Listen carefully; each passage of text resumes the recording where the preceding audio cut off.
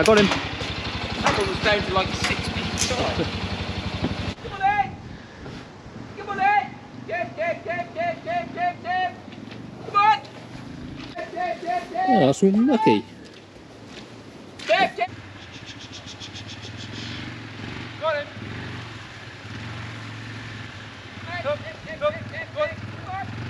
Got him! John is doubling up as a sheepdog today. We're bringing the sheep in. It's time for them to be housed for winter. Craig stood in the road down there. They're going to come out of this field, cross the road, onto our lane that runs all the way back to the buildings. Well, that's the plan anyway. It's just got so wet, and we always house them at Christmas. Makes it easier over the Christmas holidays when there's not many people here to look after them. And then they'll be sheared beginning of January. I might have to go in the field and help.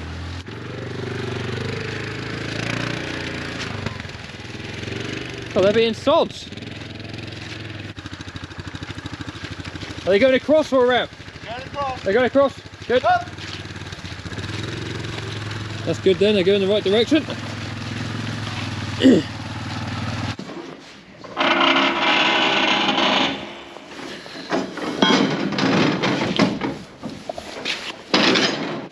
Table right here, can't we?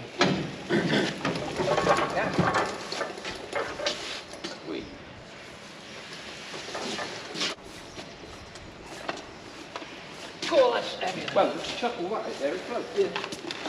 What the heck is that?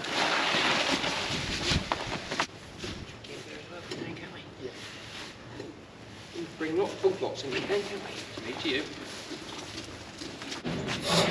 People are used to seeing farm barricades with like Wonderful. Putting the Manitou in a gap or something, but instead we've got a rolling table, a couple of feed bins. Yeah. Yes, true. Taxi for Misselburn. That's me. We're only going 30 yards. Are you running? I'm running. What's wrong with you? I feel a sense of urgency. Move along. Look at your big woolly things. Big woolly sheeps. Pardon me.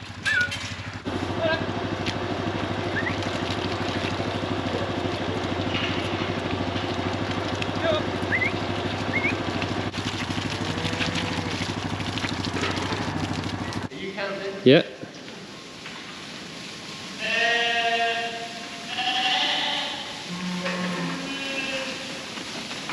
Two more.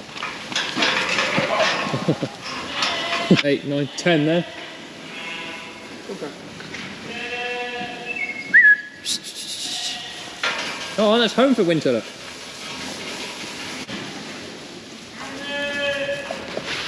I'll tell you what, lads.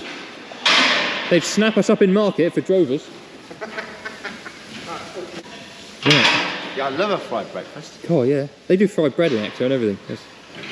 Cardiac arrest waiting to happen, that isn't I it? do like a market breakfast. Well, sheep, that's home for the winter. Enjoy it. Right then, Blues, are you ready for your winter holiday?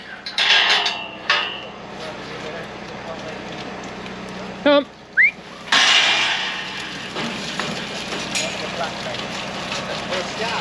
Oh, they're hopping. Hobbling. Hopping. Hopping. Doing like a little jump. There you are. Jump. Whee! Over the white marks on the floor.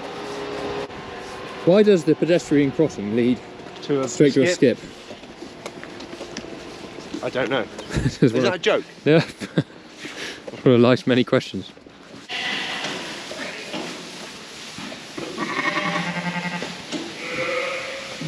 Nice one. 10, 12, 14, 16, 17, 18, 19, 20, 1, 2, 3, 4, one more. Hey! One of them. That one. That one.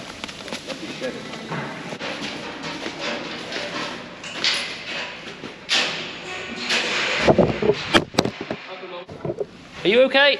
We're missing a gate then, aren't we? See there? No, that was what water drops on. That's that one.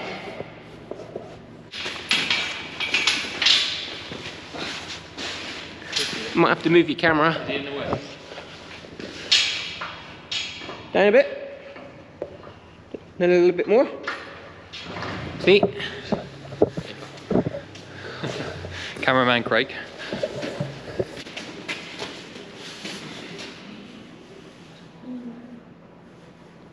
Up a little bit.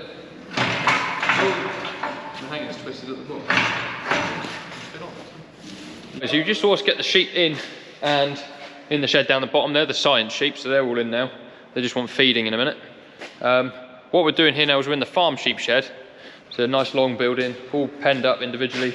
It's wet on the floor at the minute because it's just been washed out, which is not ideal. We should have washed it out not the day before we want to put sheep in it. But this end's dry, so we can start filling from this end. But we're just trying to figure out the water, so it's quite an intricate water system here. These gates have troughs on. It's not ideal because they hang and end up like spilling over winter. And then they're joined with a pipe that runs under the bedding to keep it from freezing. But somewhere along the lines it's gone wrong because this is too short. It won't go, that bit there needs to be behind this post and it won't reach. So we've got a bit of pipe here, we're going to fit that in. Then we need to re-plumb in those two down the end. Plumb these in, and then I think we're there. So that's the next job. 1.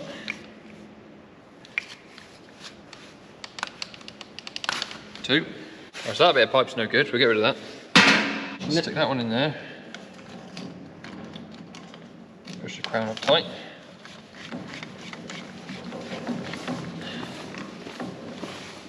And then... That wants to come this way then, doesn't it? Yeah, will you go That's it. behind there like that now? He wants to be looking that way, really. Like that. This is where we find out for you. Can you push it this way onto this? Yep. There he goes. Oh, that's better. Right. Yep, that's him in. That's really dodgy. It's all dodgy. It's all dodgy. Now we just wait and see if Right, looks anything alright. leaves. Right. Sounds good. That bit of wood was blocking that somehow, wasn't it? Yeah, we got water coming in here. That's right, because he stopped himself. That's right, because he stopped himself. That's working. So yeah, what we need to do is cut some bits of timber, sticking under these to stop them doing this, because they're just sort of held on the gate. There was a plan to change these drinkers and put bowls on the wall, and like a little bracket that you can take off when you want to clean out. So that'll be next year's plan now.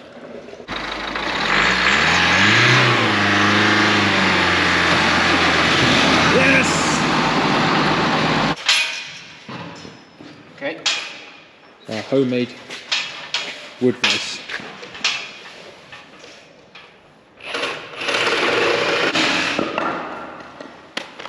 Moment of truth.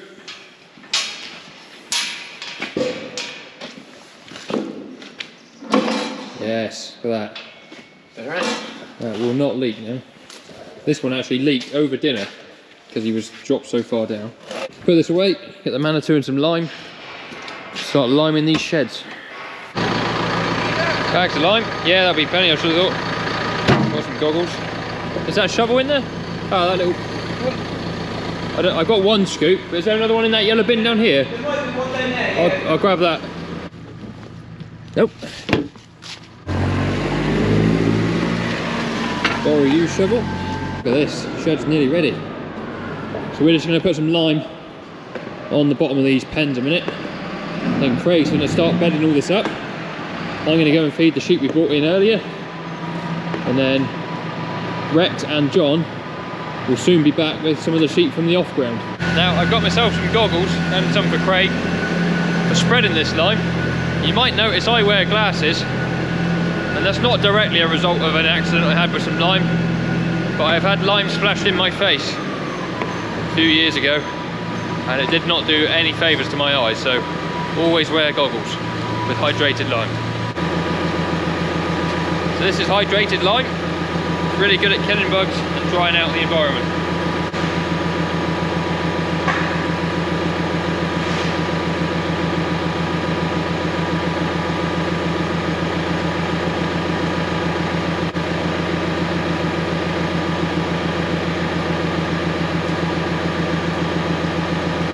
I look like one of them minions, don't I, with this one.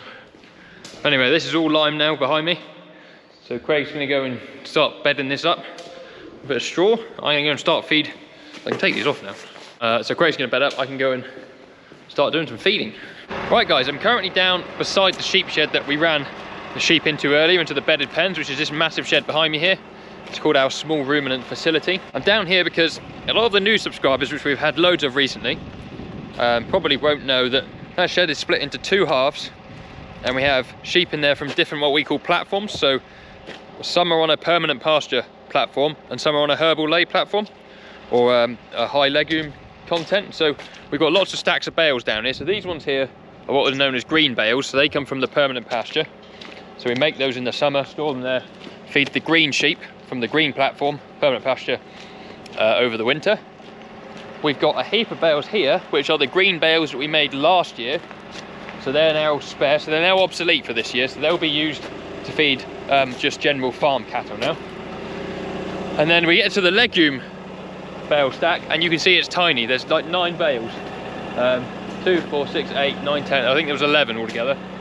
I got one of them on the front of the telehandler there. Now, it's one of those things. This silage here, high clover content, grass silage, will be absolute rocket fuel. That will be so much better than any permanent pasture silage you can make. But because we had a very dry summer and all the clover burnt up, the grass didn't do very well, that is all we've made. Whereas the permanent pasture, although the quality is lower, you look at the amount of bales in the stack down there, you still get a decent amount of forage off it. Now we've got clamp silage of the same grass on our other farm where the science cattle stay, and what we're going to have to do is when these bales run out, which they will do in the new year, very early new year, it's 20th of December as I'm recording this, we'll have to just cart back clamp silage from the same ground that that was made on to feed the sheep in the shed, which is a bit annoying, but it is what it is. But I thought I'd just let you know that. The guys who have watched for a long time and understand what I mean by our blue and green farm platforms will understand that.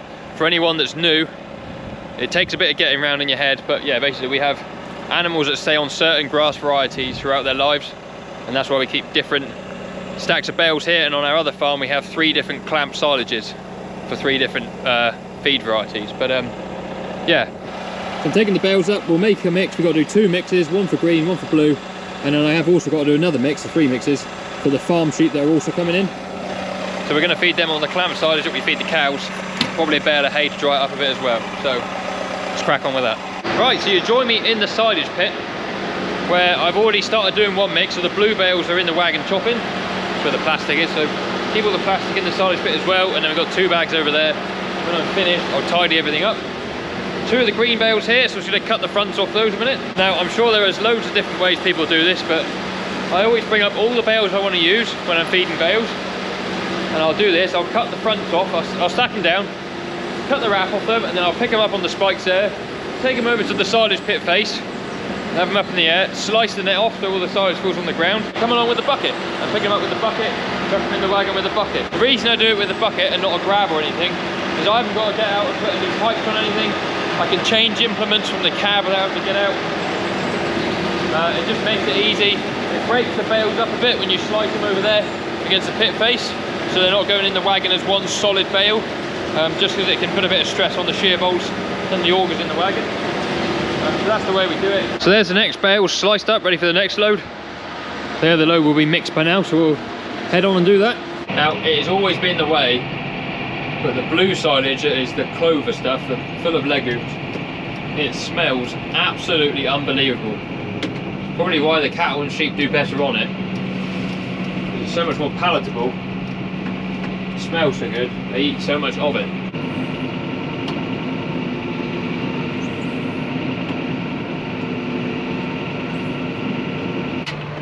Right, we've just finished feeding the first group. Now if I show you down the side of the shed, you'll think that looks like loads and loads of silage for those sheep. But let me tell you, sheep are greedy little things. They will demolish that in a couple of days. In a couple of days time I'll have to come and do it all again, but for now that is that group fed. So the second mix is pretty well done now. I've been running around getting stuff ready whilst that's been going on. So I've got a bale of hay here ready to go in the sheep mix in a minute. They'll have clamp silage with theirs. I've got a couple bales of hay there ready for tomorrow morning's feeds. I've had a tidy up of all the plastic, so that's all there ready now. I've been up and got some more sheep minerals, so when we're doing our sheep mixes now every day, we've got plenty of that here for the time being. So yeah, we're getting there. Go feed this out, come back, safety first. Come back up, do the sheep mix, feed that out.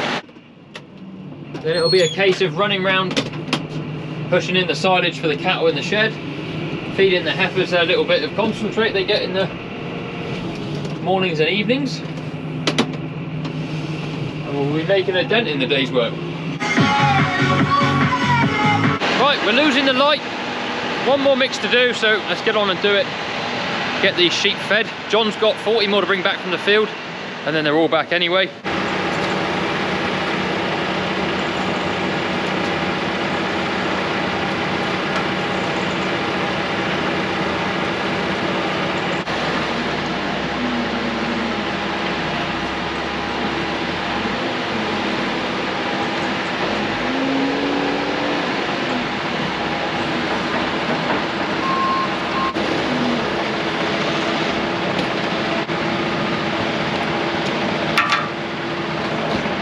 Right, so that is now mixing away. We'll have to wait a little while because I see the hay's got stuck up the front. We'll jump up and have a look in a minute. So the grab's coming off, the bucket's going to go back on, ready to feed the heifers in a bit. We've got to do the pushing in still. So the day is not done yet, but yeah, we better let that mix up a bit. Smells awesome. That'll do a few sheep, won't it? Hay's all mixed in nice.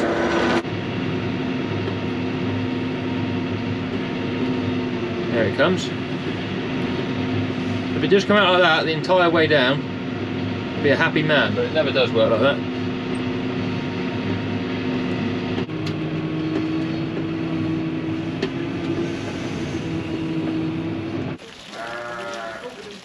Yeah, they'll go in the shed now, won't they? Oh no! Oh! We'll get some of them in there, right? We'll count them in there. Is it this end? John, I thought what might help is if I come and stuck a camera in your face. Yeah, I've just broken your tractor. The one that needs to go. Dumped all its oil out. We've already got a title for the video. Dropped his guts. Yeah, Rex has gone with Bowman Butcher's Big Boots. In brackets, he's always been like that. Very good. There you are, sheep.